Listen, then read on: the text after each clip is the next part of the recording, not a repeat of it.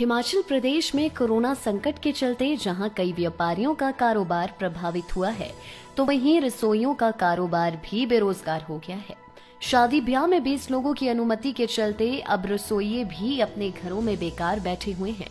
जिला कुल्लू की अगर बात करें तो मई माह में यहाँ काफी संख्या में शादी समारोह जैसे आयोजन लोगों के द्वारा रखे गए थे, लेकिन कोरोना कर्फ्यू की गाइडलाइन के तहत मात्र 20 लोगों के साथ ही समारोह को पूरा करने के निर्देश हिमाचल प्रदेश सरकार के द्वारा दिए गए हैं, जिसके चलते जिला कुल्लू के रसोइये भी अब अपने घरों में बेरोजगार बैठे हुए हैं। ऐसे में अब इस कारोबार से जुड़े रसोइये व अन्य कामगारों ने भी प्रदेश सरकार से उन्हें राहत देने की मांग रखी है। जिला कुल्लू में कैटरिंग के कारोबार से जुड़े नरेश मिश्रा का कहना है कि जनवरी से लेकर अप्रैल तक धार्मिक मान्यता के अनुसार अस्त चले हुए थे, जिस कारण कोई भी शुभ कार्य व अन्य समारोह पूरी तरह से बंद पड़े हुए थे। 20 अप्रैल के बाद जब सामाजिक समारोह शुरू हुए तो कोरोना का संकट आन पड़ा। कैटरिंग कारोबारी नरेश मिश्रा का कहना है कि मई माह में उनके पास शादी व अन्य धार्मिक आयोजनों को लेकर काफी बुकिंग थी, लेकिन कोरोना संकट के चलते उन्हें सारी बुकिंग को रद्द करना पड़ा, जिसका असर उनके अलावा उनके साथ जुड़े दर्जनों लोगों पर भी पड़ा है। और वे सभी व्यक्ति जब अपने अपने घरों में बेरोजगार बैठे हुए हैं, ऐसे में प्रदेश सरकार से भी आग्रह है कि वह इस कारोबार से जुड़े लोगों के लिए भी राहत दे, क्योंकि ना तो उनके पास कृषि योग्य भूमि है और ना ही उनका कोई और कारोबार है। पूरा साल धार्मिक समारोह व शादी ब्याह के कारोबार से ही अपने परिवार का भरण पोषण करते हैं। हमारा जो काम है कैटरिंग का या बोटी का काम है, ये हमारा चलता है पंडितों के इसके हिसाब से। जनवरी से लेकर मार्च तक हमारी शादियाँ बिल्कुल बंद थी, आज पड़ा हुआ था, कोई काम नहीं था। मार्च अप्रैल और मई जून में हमारी शादियाँ खुली थी और एकदम लॉकडाउन लगा, जिससे हमारा जो काम है वो जीरो पे चला गया सारा। जिससे साथ हमारे साथ जुड़े हुए बहुत से लोग हैं, जैसे हमारे साथ काम वाले हैं, कुकिंग वाले बोटी हैं, उस्ताद हैं, वेटर हैं। हर आदमी इस टाइम बिल्कुल अपने घर में बैठा हुआ है, कोई और नहीं है, हमारे पास कुछ भी नहीं है। मतलब हमारा काम तो ऐसा है जीरो पे, हम तो रोटी के लिए हमारे पास इस टाइम कोई नहीं है, हमारा और कोई बिजनेस नहीं है। अब गवर्नमेंट ने 20 आदमी किया, 20 आदमी भी कोई बोटी नहीं जाता, कोई काम नहीं जाता, कोई कुछ नहीं है हमारे लिए, तो बिल्कुल मतलब जीरो। गवर्नमेंट हमारे बारे में कुछ भी नहीं है, कोई कुछ ना कुछ अगर करे, हेल्प करे या कुछ करे तो ठीक है, नहीं तो हमारा काम जो है बिल्कुल ही खत्म हो गया है इस टाइम। दीपक भारद्वाज का कहना है कि रसोइये के साथ 7-8 अन्य युवक कार्य करते हैं, जो सभी इसी कारोबार से अपना गुजर बसर करते हैं, लेकिन कोरोना की बंदिशों के चलते सभी बेरोजगार बैठे हुए हैं। कोरोना के चलते तो हमारा काम बिल्कुल शून्य हो चुका है, क्योंकि जैसे हमारे कुल्लू में यहाँ पर बोटी बिहार शादी में बोटी वगैरह लगाने की परंपराएं हैं, जो बोटी भोजन बनाएंगे और पंगत इत्यादि में खिलाएंगे।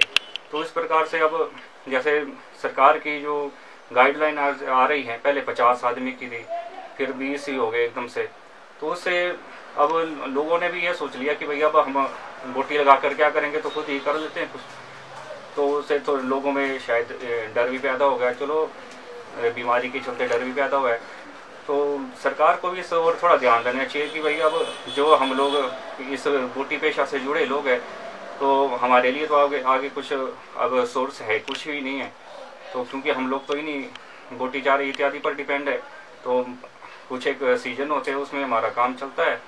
तो इस प्रकार से हमारा तो काम बहुत शून्य हो चुका है। सरकार को थोड़ा हमारी ओर भी थोड़ा ध्यान देना चाहिए, क्योंकि इस पेशे से जुड़े बहुत से हमारे कुल्लू में बहुत से लोग हैं, तो उनका सभी का कार्य बिल्कुल शून्य हो चुका है। नवविवाहित युवक गुंजन पाल का कहना है कि शादी को लेकर उनके मन में बहुत अरमान थे, लेकिन अंत में कोरोना की गाइडलाइन के अनुसार उन्हें बेहद कम लोगों में अपनी शादी की रस्में निभानी पड़ी। बड़ी शादी हो जाएगी, धूमधाम से कर लेंगे। फिर गाइडलाइन आई कि 200 की, फिर हमारे जैसे घर में भी काफ़ी परेशानियों का माहौल शुरू हो गया, जिसमें कि अब किसको बुलाएं किसको छोड़े। 200 में चलो, फिर हमने कहा अपने आस पड़ोस और रिश्तेदार जितने हो जाएंगे, इसकी परमिशन भी आ गई।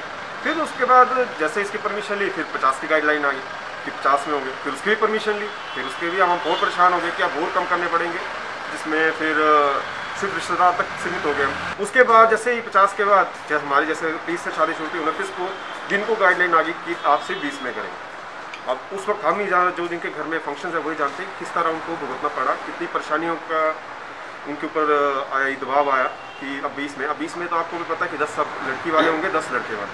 अब 10 में वो किसको छोड़ेंगे, जिसमें पंडित भी होता है, एक जहाँ 5-6 कैमरामैन होते वहाँ एक कैमरामैन। अब मैं खुद एक लाड़ा, एक भाई, फादर, और इसमें तो 10 तो वही कंप्लीट हो जाएंगे।